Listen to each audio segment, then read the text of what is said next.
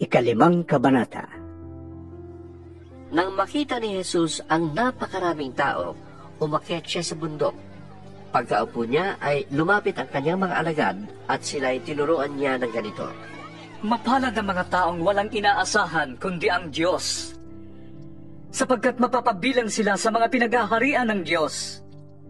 Mapalad ang mga nagdadalamhati, sapagkat aaliwin sila ng Diyos. Mapalad ang mga mapagpakumbaba, sapagkat tatamuhin nila ang ipinangako ng Diyos. Mapalad ang mga nagmimiting makatupad sa kalooban ng Diyos, sapagkat ipagkakaloob ng Diyos ang kanilang minimithi. Mapalad ang mga mahapagin, sapagkat kahabagan sila ng Diyos. Mapalad ang mga may malinis na puso, sapagkat makikita nila ang Diyos.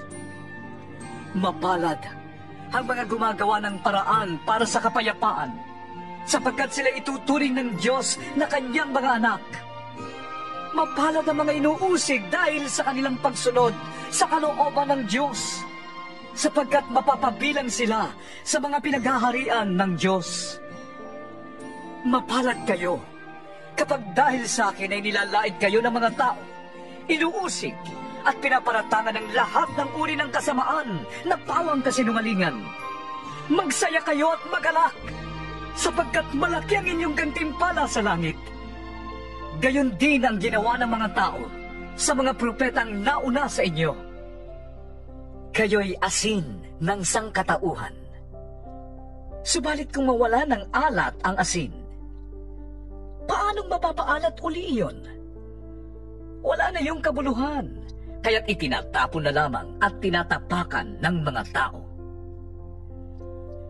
Kayo'y ilaw ng daigdig. Hindi ba itatago ang isang lunsod na nakatayo sa ibabaw ng isang burol? Walang taong nagsisindi ng ilaw, at pagkatapos ay inilalagay yon sa ilalim ng takalan. Sa halip, inilalagay yon sa talagang patungan upang matanglawan ang lahat ng nasa bahay.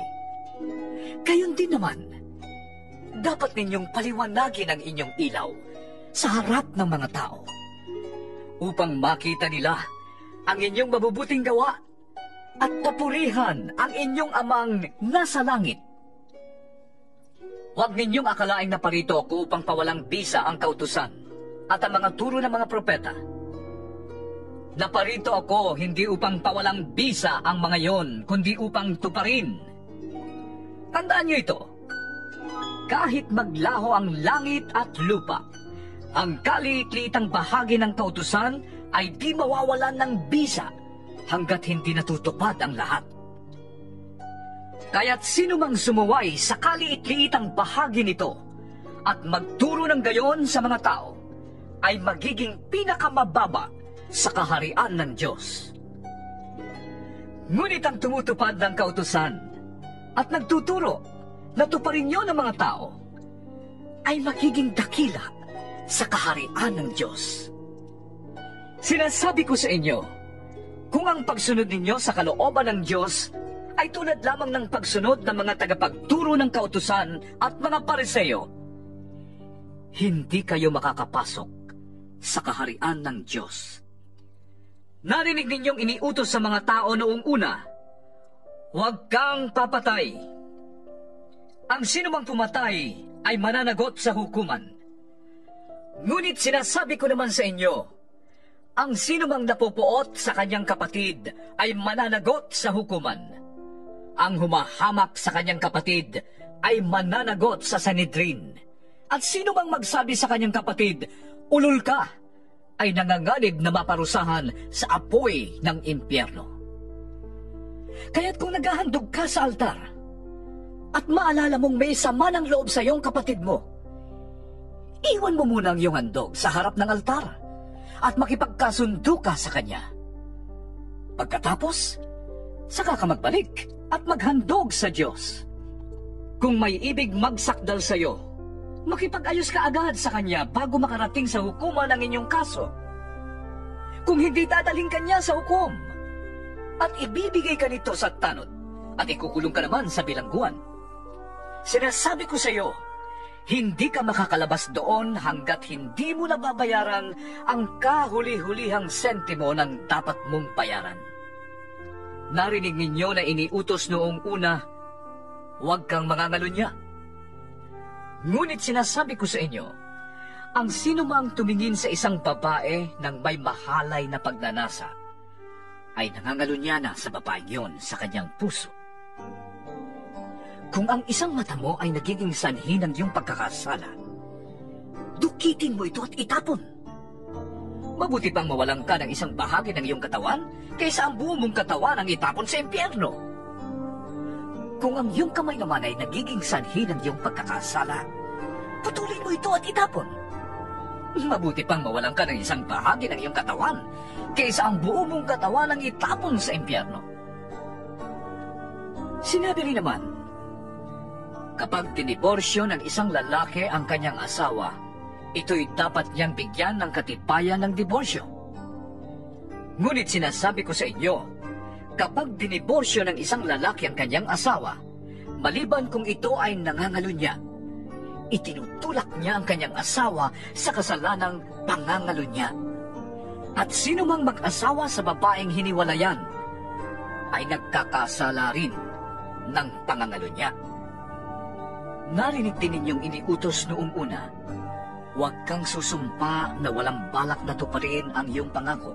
Sa halip, tuparin mo ang iyong sinumpaang pangako sa Panginoon. Ngunit sinasabi ko sa inyo, huwag na kayong manunumpa kapag kayo'y nangangako. Huwag ninyong sasabihing, saksi ko ang langit, sapagkat ito'y trono ng Diyos. O kaya'y, saksi ko ang lupa, sapagkat ito'y tuntungan ng kanyang mga paa. Huwag din ninyong sasabihing, saksi ko ang Jerusalem, sapagkat ito'y lunsod ng dakilang hari. Huwag mo ring sabihing, mamatay man ako, sapagkat ni isang buhok sa iyong ulo ay hindi mo kayang paputiin o paitimin. Sabihin mo na lang na, oo, kung oo, at hindi, kung hindi. Sapagkat ang anumang sumpang idaragdag dito ay buhat na sa masama. Narinig ninyo yung sinabi, mata sa mata at ngipin sa ngipin. Ngunit sinasabi ko sa inyo, huwag ninyong paghihigantihan ang masamang tao. Kung sinampal ka sa kanang pisngi, iharap mo rin sa kanyang kaliwa. Kung isakdal ka ni naman upang makuha ang iyong baro, ibigay mo sa kanya pati ang iyong balabal. Kung pilitin ka ng manlulupig na pasanin ang kanyang dala ng 1 milya, pasanin mo yon ng 2 milya. Bigyan mo ang nanghihingi sa iyo, at huwag mong tanggihan ang nanghihiram sa iyo. Narinig ninyong sinabi, mahalin mo ang iyong kaibigan, at kamuhian mo ang iyong kaaway. Ngunit ito naman ang sinasabi ko, mahalin ninyo ang inyong mga kaaway, at ipanalangin ninyo ang mga umuusig sa inyo, upang kayo'y maging tunay na mga anak ng inyong amang nasa langit. Sapagkat pinasisikat niya ang araw sa masasama at sa mabubuti, at nagpapaulan siya sa mga matuwid at sa mga di matuwid. Kung ang mga nagmamahal sa inyo, ang siya lamang ninyong mamahalin, anong gantimpala ang inyong maaasahan? Hindi ba't ginagawa rin niya ng mga maniningil ng buwis? At kung ang mga kapatid lamang ninyo ang inyong binabati, anong ginagawa ninyong higit kaysa iba? Ginagawa rin niya ng mga hentil. Kaya maging ganap kayo, gaya ng inyong amang nasa langit. Ika-6 na kabanata. Pag-ingatan ninyong hindi pakitang tao lamang ang paggawa ninyo ng mabuti. Kapag ganyan ang ginawa ninyo, wala kayong matatamong gantimpala buhat sa inyong amang nasa langit. Kaya nga, kapag naglilimos ka, huwag mo nang ipag-ingay pa na gaya ng ginagawa ng mga mapagkunwari. Naglilimos sila sa mga sinagoga at sa mga lansangan upang sila'y mapuri ng mga tao. Sinasabi ko sa inyo, tinanggap na nila ang kanilang gantimpala. Sa halip, kapag naglilimos ka, huwag mo nang ipaalam ito sa pinakamatalik mong kaibigan. Gawin mo ng lihim ang iyong paglilimos, at ang iyong amang nakakakita ng kabutihang ginagawa mo ng lihim, ang siyang magbibigay ng gantimpala sa iyo. Kapag nananalangin kayo, huwag kayong tumulad sa mga mapagkunwari. Mahilig silang manalangin nakatayo sa mga sinagoga at sa mga kanto upang makita ng mga tao. Sinasabi ko sa inyo, tinanggap na nila ang kanilang gantimpala. Ngunit kapag mananalangin ka, pumasok ka sa iyong silid at isara mo ang pinto. Saka ka manalangin sa iyong amang hindi mo nakikita, at ang iyong amang nakakakita ng ginagawa mo ng lihim ang siyang magbibigay sa iyo ng gantimpala. Sa pananalangin ninyo'y huwag kayong gagamit ng maraming salitang walang kabuluhan, gaya ng ginagawa ng mga hindi nakakakilala sa Diyos. Ang akala nila'y pakikinggan sila ng Diyos dahil sa dami ng kanilang salita. Huwag ninyo silang tutularan. Alam na ng inyong Ama ang inyong kailangan bago pa ninyo ito hingin sa Kanya. Ganito kayo mananalangin: Ama naming nasa langit, sampahin nawa ang pangalan mo. Naway maghari ka sa amin. Sundin nawa ang iyong kalooban dito sa lupa tulad ng sa langit. Bigyan mo kami ngayon ng aming kakainin sa araw-araw. At patawarin mo kami sa aming mga kasalanan, tulad ng pagpapatawad namin sa mga nagkakasala sa amin. At huwag mo kaming hayaang matukso, kundi iligtas mo kami sa masama. Sapagkat kung pinapatawad ninyo ang mga nagkakasala sa inyo, patatawarin din kayo ng inyong Amang nasa langit. Ngunit kung hindi ninyo pinapatawad ang mga nagkakasala sa inyo, hindi rin kayo patatawarin ng inyong Ama. Kapag kayo nag-aayuno, huwag kayong magmukhang malungkot na tulad ng mga mapagkunwari. Hindi sila nag-aayos upang malaman ng mga tao na sila'y nag-aayuno. Sinasabi ko sa inyo, tinanggap na nila ang kanilang gantimpala. Sa halip, kapag ikaw ay nag-aayuno, maghilamos ka at mag-ayos ng buhok, upang huwag mapansin ng mga tao na ikaw ay nag-aayuno. Ang iyong Amang hindi mo nakikita, ang tanging makakaalam nito. Siya na nakakakita ng ginagawa mo ng lihim, ang siyang magbibigay ng gantimpala sa iyo. Huwag kayong mag-impok ng mga kayamanan dito sa lupa. Dito'y may naninirang bukbok at kalawang at may nakakapasok na magnanakaw. Sa halip, mag-impok kayo ng kayamanan sa langit. Dooy walang naninirang bukbok at kalawang, at walang nakakapasok na magnanakaw. Sapagkat kung saan naroroon ang iyong kayamanan, ay naroroon din ang iyong puso. Ang mata, ang pinakailaw ng katawan. Kung malinaw ang iyong paningin, paliliwanagan ang iyong buong katawan. Ngunit kung malabo ang iyong paningin, mapupuno ng kadiliman ang iyong buong katawan. Kaya't kung ang liwanag mo'y kadiliman, talagang napakadilim yan. Walang aliping makakapaglingkod sa dalawang Panginoon, sapagkat kapopuotan niya ang isa at iibigin ang ikalawa. Paglilingkuran ng tapat ang isa at hahamakin ang ikalawa. Hindi kayo maaaring maglingkod sa Diyos at sa kayamanan. Kaya't sinasabi ko sa inyo, huwag kayong mabalisa tungkol sa inyong kakainin, iinumin o isusuot. Hindi ba't ang buhay ay higit na mahalaga kaysa pagkain at ang katawan kaysa damit? Masdan ninyo ang mga ibon. Hindi sila nagtatanim ni umaani o kaya'y nagtitipon sa kamalig. Ngunit pinapakain sila ng inyong Amang nasa langit. Hindi ba't higit kayong mahalaga kaysa mga ibon? Sino sa inyo ang makapagpapahaba ng kanyang buhay kahit kaunti man lamang sa pamamagitan ng kanyang pagkabalisa? At bakit kayo nababalisa tungkol sa pananamit? Isipin ninyo kung paano tumutubo ang mga bulaklak sa parang.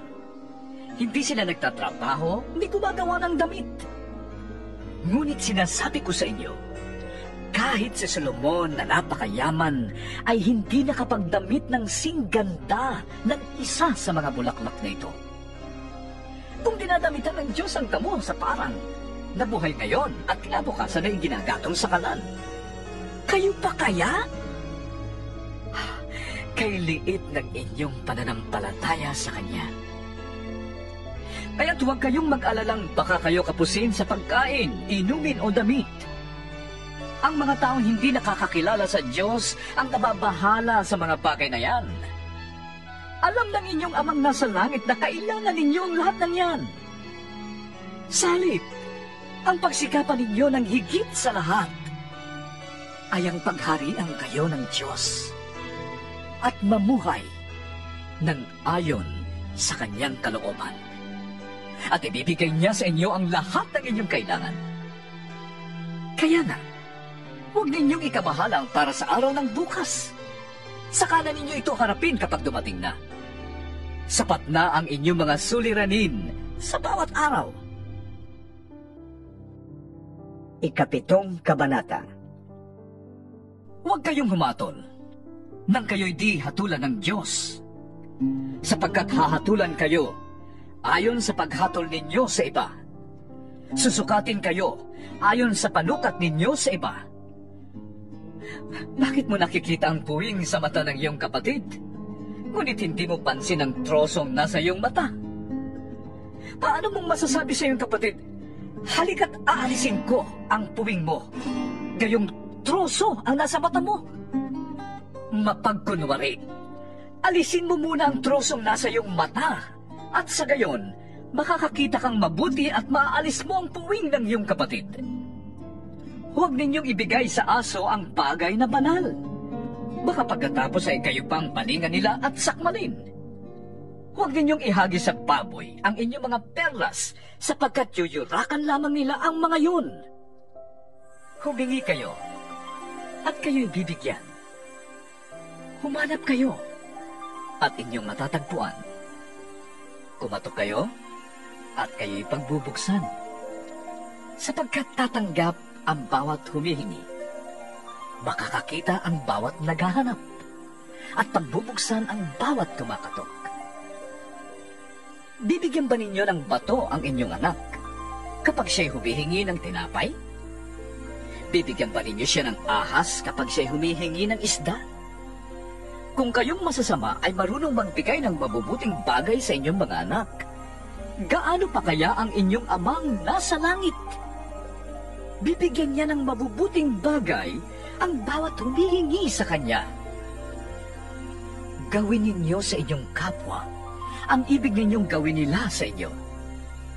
Ito ang buod ng kautusan at ng mga sinulat ng mga propeta.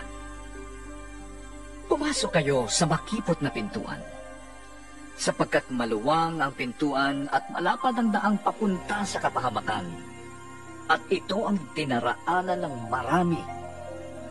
Ngunit makipot ang pintuan at makitid ang daang papunta sa buhay, at kakaunti ang nagdaraan doon. Mag-ingat kayo sa mga hindi tunay na propeta. Lumalapit sila sa inyo na parang tupa, ngunit ang totoo ay mababangis na asong gubat. Makikilala ninyo sila sa kanilang mga gawa. Napipitas ba ang ubas sa puno ng dawag o ang igos sa puno ng matitinik na halaman? Mabuti ang bunga ng mabuting puno, subalit masama ang bunga ng masamang puno. Hindi maaaring mamunga ng masama ang mabuting puno, at hindi maaaring mamunga ng mabuti ang masamang puno. Ang bawat punong hindi mabuti ang bunga ay puputulin at itatapon sa apoy. Kaya't makikilala ninyo ang mga hindi tunay na propeta sa kanilang mga gawa. Hindi lahat ng tumatawag sa akin, Panginoon, Panginoon ay papasok sa kaharian ng langit, kundi ang sumusunod lamang sa kalooban ng aking amang nasa langit. Sa araw ng paghuhukom, marami ang magsasabi sa akin, Panginoon, hindi po ba kami ay nagpahayag ng mensahe mula sa Diyos? Nagpalayas ng mga demonyo at gumawa ng mga himala sa iyong pangalan? Ngunit sasabihin ko sa kanila, hindi ko kayo nakikilala. Lumayo kayo sa akin, mga mahilig gumawa ng masama. Kaya't ang bawat nakikinig at nagsasagawa ng mga aral kong ito ay may tutulad sa isang taong matalino na nagtayo ng kanyang bahay na ang pundasyon ay bato. Umulan ng malakas, bumaha, at binayo ng malakas na hangin ang bahay na yon. Ngunit hindi nag-iba sapagkat nakatayo sa bato. Ang bawat nakikinig ng aking salita, ngunit hindi naman nagsasagawa ng mga aral na ito, ay may tutulad naman sa isang taong hangal na nagtayo ng kanyang bahay sa buhanginan. Umulan ng malakas, bumaha at binayo ng malakas na hangin ang bahay. Bumagsak ang bahay at lubusang nawasak. Namangha kay Jesus ang mga tao nang kanilang marinig ang mga turong ito, sapagkat nagturo siya ng may kapangyarihan, hindi tulad ng mga tagapagturo ng kautusan.